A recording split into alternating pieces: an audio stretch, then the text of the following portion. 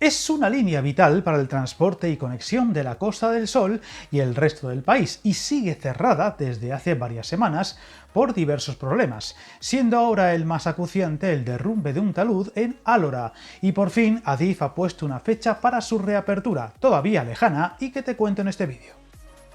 La Costa del Sol seguirá sin conexión de alta velocidad casi un mes más, lo que supondrá que no haya trenes directos entre Madrid y Málaga al menos hasta el próximo 23 de marzo, según la última información desde Adif. Lo que de confirmarse se habrán superado los 2 meses desde que comenzó esta desconexión ferroviaria que se produjo, primero, por el accidente de Adamuz y después por un derrumbe de tierra sobre las vías a la altura de Álora. Una fecha prudente ante el trabajo que queda por hacer, pero que con el redoble de esfuerzos que se ha podido apreciar en los últimos días podría acortarse, al menos en parte, ya que algunos entendidos en la materia hablan de adelantarse si los trabajos no tienen contratiempos. Un 23 de marzo que estaría muy al límite para la campaña de Semana Santa de este año, vital para el sector turístico de Málaga y su entorno y que ha levantado una gran polémica en la zona.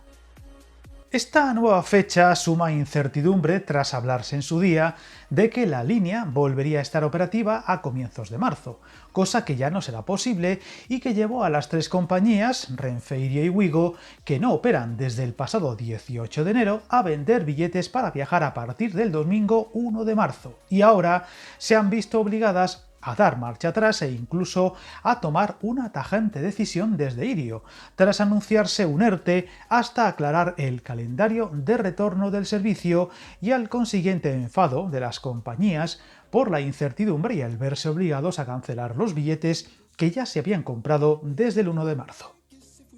Viajar en tren nunca fue tan fácil. En trenes.com encuentra y reserva tus billetes de Renfe, Wigo, Irio y muchos otros países europeos. Vive experiencias únicas a bordo y recuerda, si vas sobre raíles, está en trenes.com.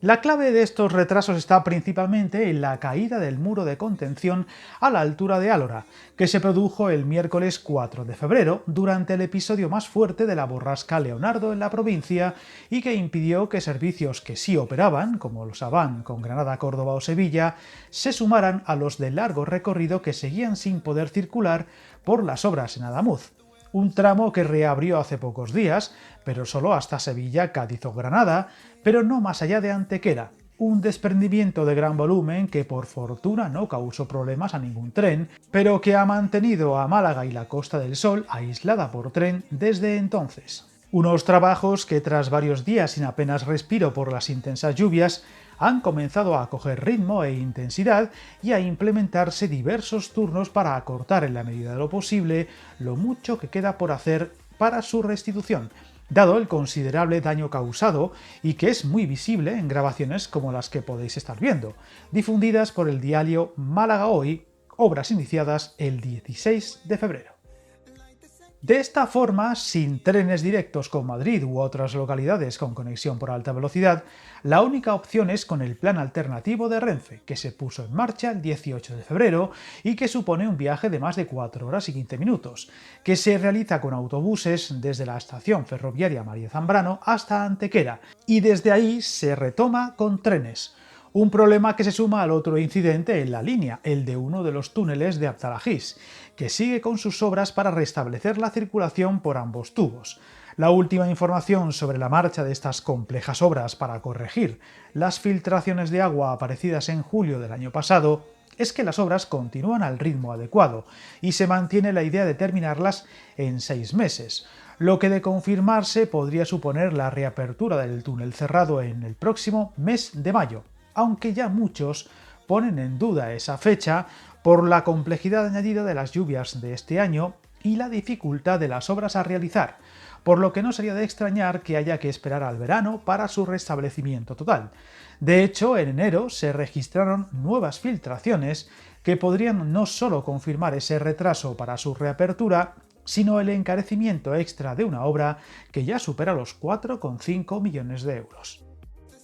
Naturalmente, todo esto ha sumado más indignación y malestar en la zona, no solo político o de viajeros, sino de muchas otras instituciones empresariales o turísticas preocupadas por el impacto económico, que ya es palpable en la Costa del Sol, y donde preocupa el impacto extra que puede suponer de cara a la Semana Santa al hablarse de fechas de restablecimiento del servicio demasiado cercanas a esos días clave y donde las recientes imágenes de gran actividad en la zona del talud afectado, con muchos trabajadores y maquinaria pesada, no acaban de tranquilizar, dada la poca información desde Adif, recordando que en días muy punteros, como los citados de Semana Santa, los trenes entre Madrid y Málaga, sin olvidar otros puntos del país, pueden mover a más de 12.000 viajeros diarios, asegurando que el aeropuerto no puede absorber ese flujo extra, a pesar de ser uno de los más importantes del país. Por lo que estaremos muy pendientes a las informaciones que vayan dándose desde Adif